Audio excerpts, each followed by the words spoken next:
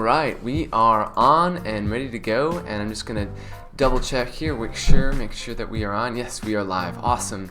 Hey, what's going on, guys? Happy Monday. I hope everyone is having an awesome week and enjoying themselves. I've been enjoying this day. It's a bit colder right now in Austin. I'm definitely let's see, what is it right now? Austin weather. Let's see. I'm like completely not used to cold anymore. It's actually 43. How is it 43 degrees? It doesn't feel like 43 degrees here, but apparently it is. But it feels a little bit colder. I'm actually from Wisconsin, Midwest, obviously. So I'm used to super cold, like ridiculously cold weather. But I've been in Austin for about 2 years, and I completely forgot that like cold is something that is a thing. And because it's just funny because like our weathers here, especially over the last 2 years, have been very weak, I would say, to the point where it's like they're basically like the Wisconsin springs, I would say. And so it was funny yesterday. I was on the phone with my brother, and I was like, yeah, it's gonna be like 28 degrees tonight, pretty cold here. And he's just like, dude, shut up, man. Like I'm literally driving 30 miles an hour on the highway right now because it's been snowing for the last 2 days straight.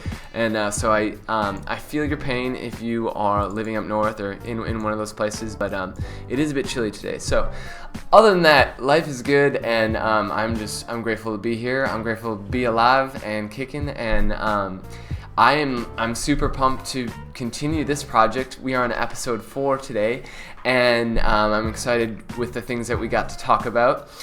Just like a brief kind of summary of what's been happening so far. I've been doing these shows, and they're basically these are basically like fully improvised shows. I don't script anything, and you can probably tell by that.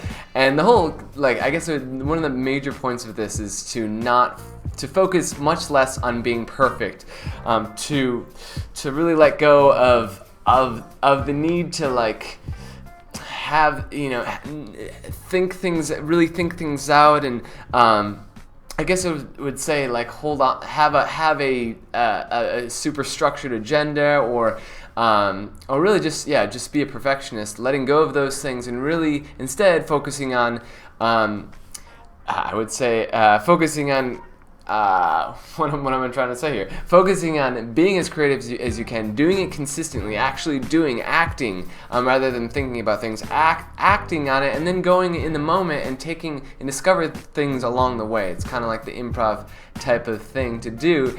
What I really like is a lot of times, and I know this has happened already, and it's gonna happen again many more times, is especially when and this happens all the time when you're doing creative projects, is like there are times when you just don't know what the next step is, what you're supposed to do.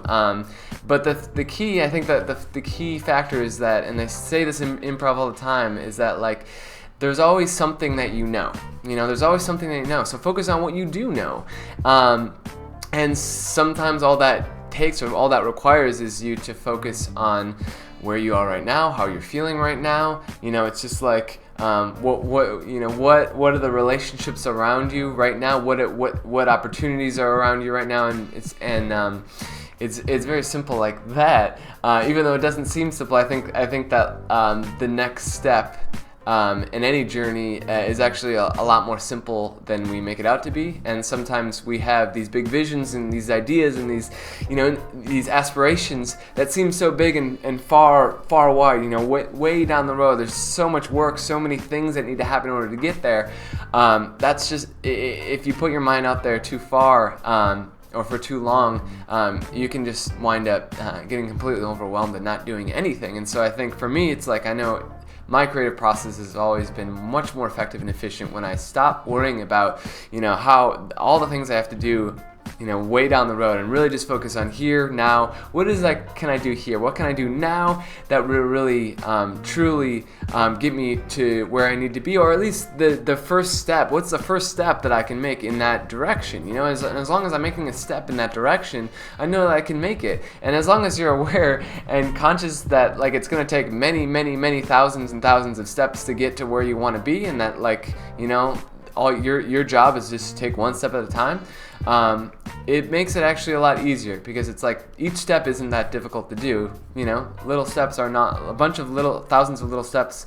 Like when you focus on the step, it's a lot easier than focusing on the full staircase or that entire journey. So that's really what this project is all about, just focusing on these little things. And so, as you can see, like, the lighting isn't perfect. I stumbled a couple times as I was like introducing this concept to begin with, and that's okay. And that's all that matters. It's just like, and it just comes down to really like accepting yourself and saying, hey, I'm gonna mess up, and shit, let's do it. let's figure it all along the way. Like 30, 40, 100, 200, 300 episodes down the line, I'll be a completely different person because of it, and it'll be second nature. So that's really been the focus. I wanted to share that with you guys before we jumped into things. But so that has been it, and I'm just really looking forward to improving on things as we go. So with that being said, I wanted to show you guys this really interesting thing that I discovered yesterday, and it's pretty funny. It is called the MurphyBot, and this is something that you can actually do for yourself. Let's bring this over here. So this is the MurphyBot, and basically it's like you can like friend this guy on Facebook Messenger, and basically what it is, Microsoft created this robot that you can type in a sentence that photoshops two random things together automatically. So I typed in like, what if Michael Jackson was a kitten, and this is what Michael Jackson would look like as a kitten. And then I was like, here's a good one. What if Mark Zuckerberg was a robot? Apparently that's what he would look like. What if Trump was a Pikachu? That's what Trump would look like. Let's see. What if Elon Musk was a Tesla car? Let's see. So you type that in. Let's see what happens. Wait for him, and then nope. And then apparently it's just Elon Musk driving in a Tesla car. So it doesn't always work every time. Let's see, what's another one. What if let's see. What if President Obama was a Power Ranger? Let's see, what would that look like? And it looks like he's the Green Ranger with this slightly distorted face. Is that even Obama? I don't even know. Kind of. Not really. Yeah, so it's mixed results, but it's fun. Let's see what else we could do. What if what's another like popular person? Okay. What if like let's see, what if I don't know, Bon Jovi. That comes to my mind. What if Bon Jovi was Harry Potter? Let's see. That doesn't look like Bon Jovi. I don't know where that took it from. Let's see. Okay, so what if okay, let's see. I'm trying to think of other things that would be fun to do. Okay, Pokemon are always fun. So what if we'll just stick to politics because we just finished this election here. What if Hillary Clinton was Squirtle? Yes, I want to see what that looks like. I'm sorry, I don't understand. Okay, fine. What if Hillary Clinton was what if she was a teenage mutant ninja turtle? Come on. Oh, come on. Okay, well, one more time. What if Hillary Clinton was a wizard? We'll go there. Is this gonna work? Okay. So clearly, it is kind of in beta stages here, but you get the point. It's kind of fun and like totally random, and I just had to show you guys that because it was amusing to me for a little bit. So yeah, that is that. Awesome. So the next thing we're gonna go into, so random. This is so random. I'm totally like, yeah. this is just random. That was definitely random, and I'm moving forward into something that's even totally kind of disconnected to that. But there is a theme for today. So, anyways, what I'm moving into is I just actually had some breakfast with one of my good friends, and we were talking about how she's in a job that like now she no longer, I don't know, she's basically like, it's just not really like fulfilling her anymore. It just doesn't feel quite right anymore. It's just not her thing anymore, and she wants to stay in it because there's a lot of, there's like insurance benefits, there's there's this future possibility of making a larger income.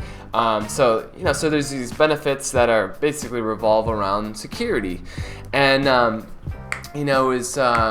this is just, I think this is like a really interesting topic, and I think it's really a concept that like our not necessarily just our generation, but like our society as a whole is really kind of, we're kind of obsessed with the idea of security. Like we really feel like we need it, and like, yes, I think there are basic human needs, and there are like requirements, and we do need to feel secure to some level, in order to operate.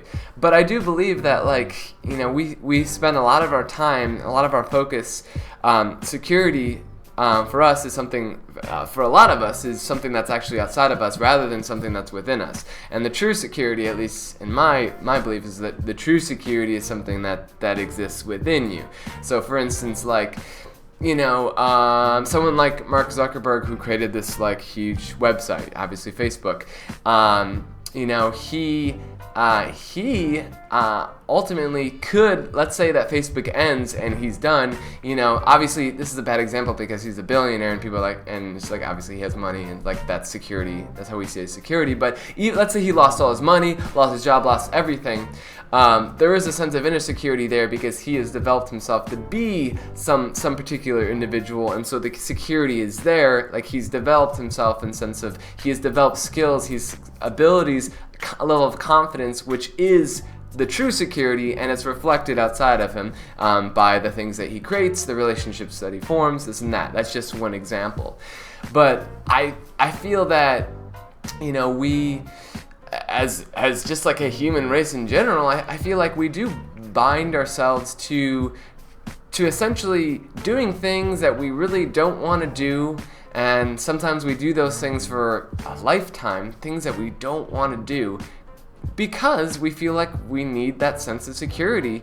And without that, it's like the security is without the security, you have to face the inevitable, and that inevitable aspect is fear. It's anxiety. It's the thing that like is uncomfortable, that you absolutely just don't want to deal with, or the thing that I think is a lot worse when you think about it than when you actually face it. Because when you face your fears, when you face your anxieties, I'm sure you've done that before, like you realize almost all the time, I just feel like 99% of the time they're a lot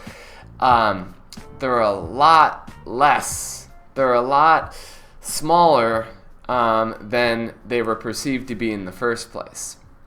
And what's kind of odd and sad is that a lot of us spend so much of our lives in that, really held to this false sense of like we need the security to deny these fears, these anxieties, these aspects of ourselves that we just don't want to confront. But if we did confront, we realize would not be as big of a deal than they already are.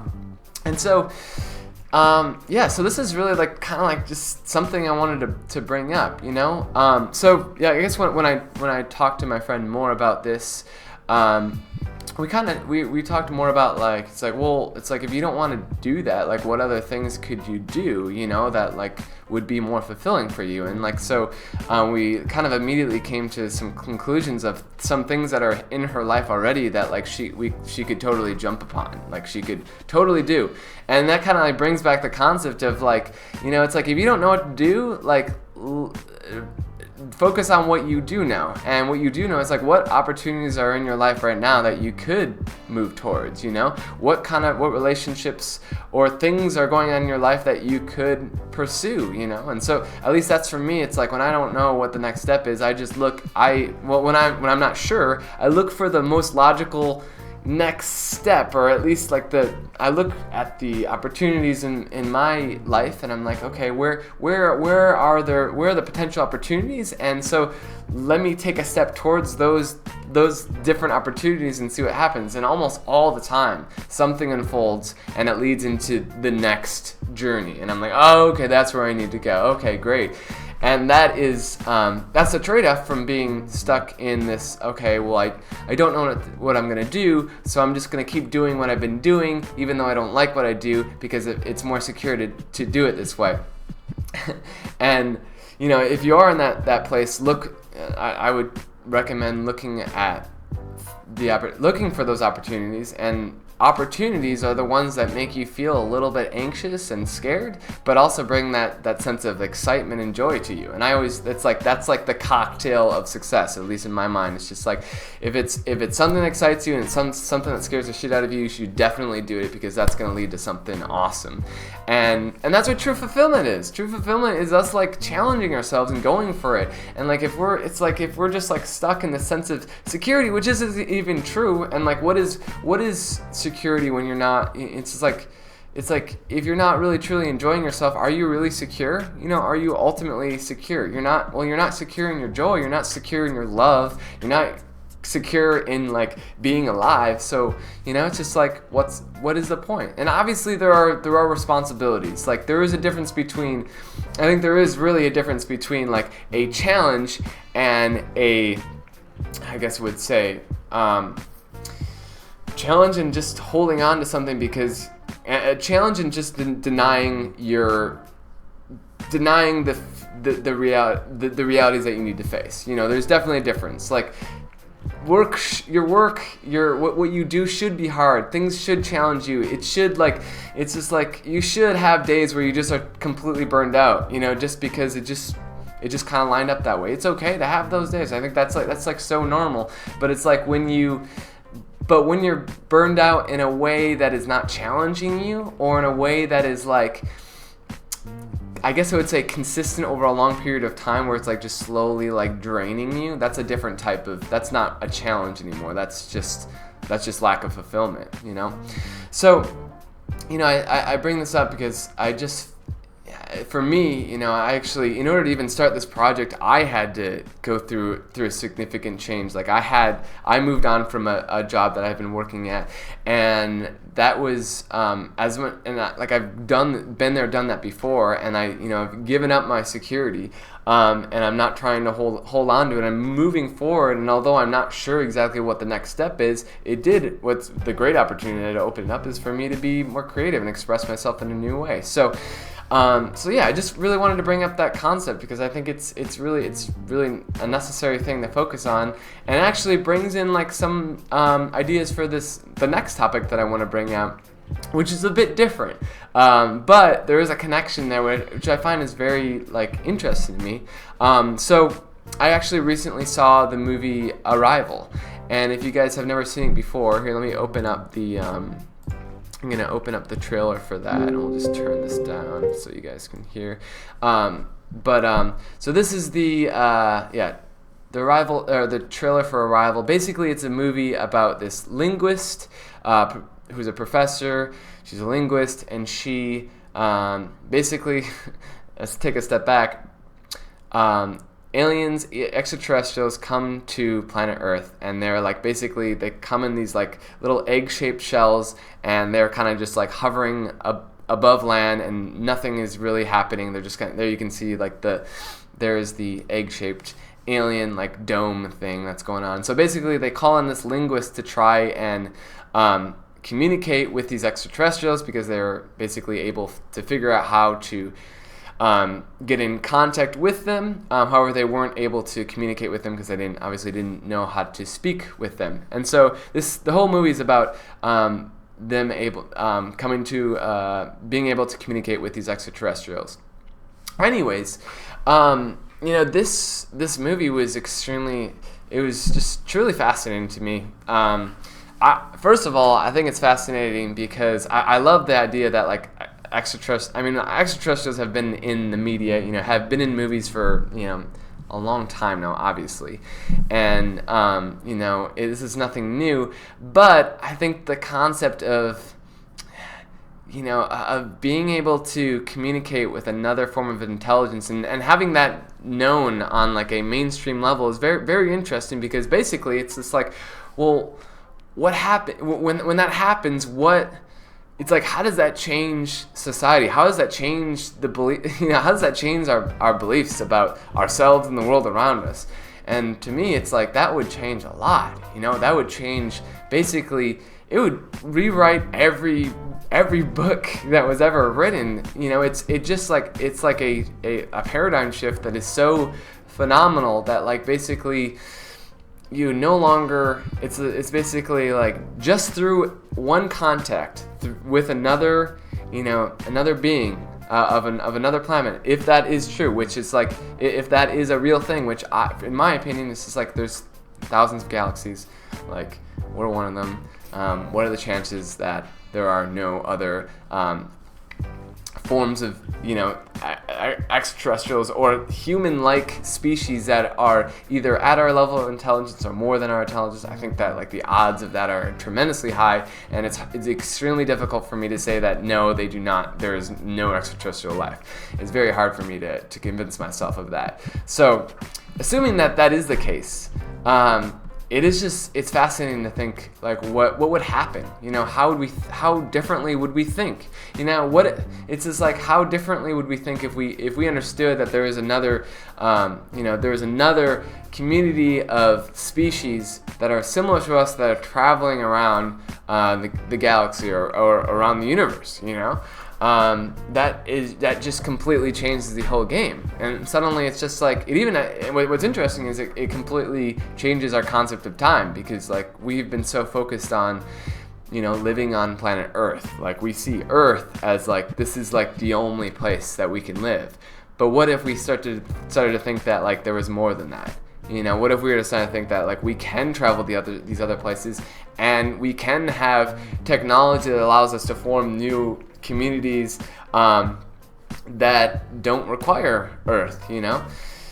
That's truly, it's a crazy thing to me. And the reason I bring this up is because it's my belief that I think that my generation, the next 100 years, like really our kind of role is going to be the people that will essentially we're going to take the role of the evolution of humanity, because I think I think that there is going to be a point where we as a collective do move off of Earth, or at least start exploring beyond Earth in a more, I guess I would say, on a more collective means, not just like NASA. It's like more than just NASA, like more of like, it's more of the world's involved in this process, or maybe there's already communities living off Earth, and or larger communities, like it's a place that you can go, like the layman can go.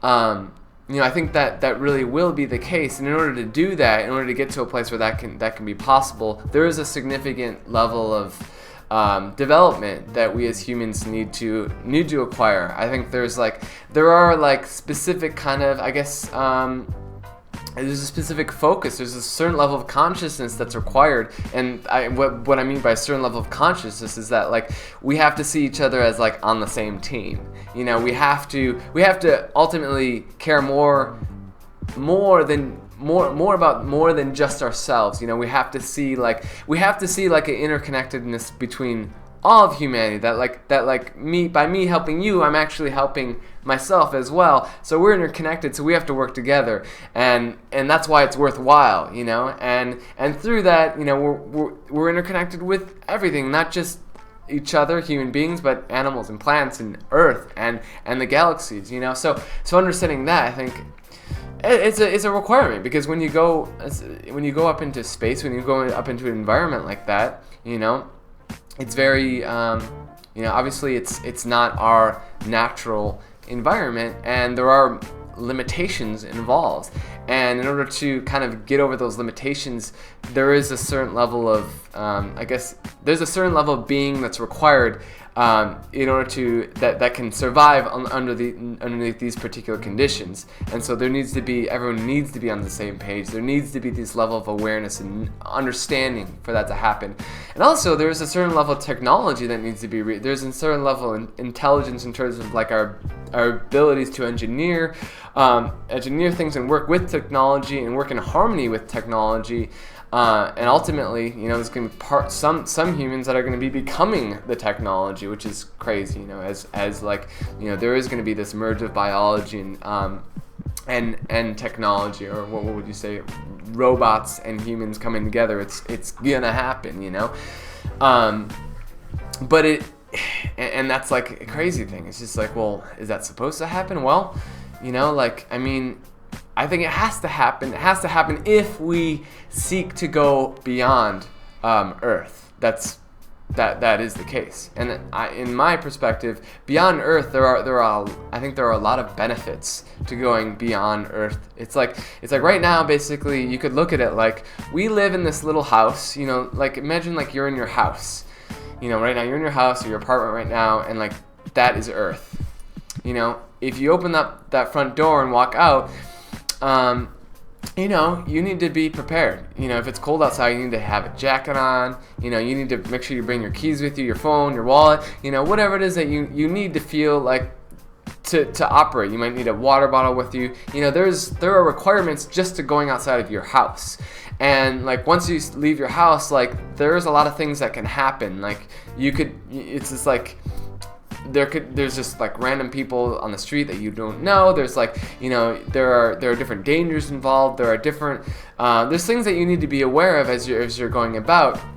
But it's like these dangers and these different things that you need to be aware of, and this kind of like preparation that you need to make isn't really that big of a deal, right? It's like you don't think of that as like, it's like that's not, for most people that's not a big deal, obviously, because you've learned how to operate outside of that. And when you were like a little kid, it was a big deal, and your parents had to teach you like, hey, this is what you need to do. Like, hey, like do these particular things. It's like don't talk to, or like, some might say like don't talk to every stranger on the street, which is like, yeah, it might be good advice for like a 5-year-old, here and there, and not saying that you shouldn't just talk to random people on the street. There's nothing wrong with that. But what I'm saying is like, there are certain street, I guess, just like common sense that you need to pay attention to.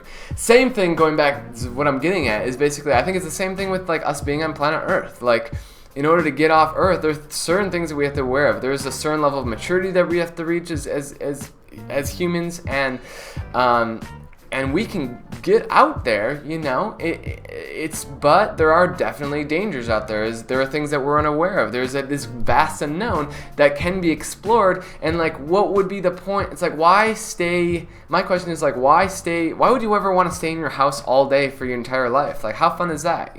It's like, you can do that and you will feel secure, but like, you'll get bored, like you won't grow as much. Like, there's a lot of people that you meet outside of your house, and a lot of relationships, a lot of like new experiences that you have out of your house that like really are a huge part of, like probably like 95% of your life. And so it's like, I think in the same way is that like Earth is, if we're looking at a larger spectrum over like maybe 1,000 years, like if we were to remain on Earth forever and just say like that's it, we wouldn't evolve, we wouldn't grow as a species. And so it's a really interesting thing. When I was in Peru, I had I had done an ayahuasca journey, and during my ayahuasca journey, which I'll actually talk about more later, I had this very strong sense, and this is pretty common, sense that I was like a baby. That I was a baby, and that like I was just learning how to do things, and that like there was this like vast unknown that was way beyond me, and that like I would eventually learn how to, I would grow and mature and be able to face this new reality, this new part of myself. However, there were dangers involved. There was a lot of things I needed to be aware of first, and I felt very strongly that was very much also relevant to like us being on Earth and us looking at space and being like, well, what is out there, and how can we go beyond here, and what can we do to do that? And that brings back kind of this concept of security versus fulfillment, as we were talking before. It's just like, we can, as a human species, we can really spend our times like, really just like do the secure thing and do the thing that like, we know is safe, and it might actually not even be that comfortable over time. It's just like, it might not even be possible for us to live here for that long as well. Earth might not be around forever, so like we can hold on to this for a long time, and we might feel comfortable for a while, but like it might not be something that we can hold on to forever, And so I think that like the challenge for us moving forward over the next 100 years will be to prepare the human race to get to a point where we are ready to go beyond Earth, and that requires us to face a lot of like I guess I would say maybe I guess like I'm not gonna say harsh realities, but like particular realities where it's like we do have to transcend a lot of social limitations. It's like with all these new discoveries and technologies and inventions, like there's gonna be major social clashes, social issues that are come up that we're gonna have to deal with and understand and learn to accept and move forward with. And it's like, it will be overwhelming at times, but that's kind of like the growing pains of a society. And I think that like we will definitely get there, and we will have to get to a place where we can, operate on a peaceful scale, where we can operate harmoniously as a collective, and not see ourselves as all these individuals. I think it's very good to have individual qualities and have your own authentic, true, separate voice, but that voice should always, be more so a part of the team rather than, more of a collaborative team rather than a competitive team. So, if we are to move forward, like that's really like that's the name of the game. That's absolutely the name of the game. So yeah, like that really. That movie, so the Arrival movie really was, I think it was really fascinating to me, and if you haven't seen it yet, I would highly recommend checking it out. I think you'll find it very interesting, and there's a lot of more things that I want to talk about with it, but I'm not gonna like expose what happens in the end. But ultimately, I do feel that like it's like not only is it technology going to change, but what if we are introduced with extraterrestrials in our lifetime? Can you imagine that? Like if that was literally the case, how is that going to change things? How much different are we going to be? It's kind of like I don't know. It's fascinating to think of that, and I guess that's why I brought that up today. So. Anyways, that is about all I have for today. I'm going to try to stick to like 1 to 2 topics moving forward. I kind of want to keep these to about like 30 to 40 minutes if I can. And if you guys have any feedback for me, I'd love to hear it. If you guys have any like interesting topics that you want to talk about, more than willing to. Like I said, I'm just like I'm improvising, I'm winging it, I'm doing it as I go, and I'm trying to get better and better as I go. So yeah, that's my intent. And anyways, I hope you enjoyed this. I hope you have an awesome rest of the week, and I will be back tomorrow, and we'll do some more of this. So you guys enjoy the rest of your day, and I will talk to you tomorrow.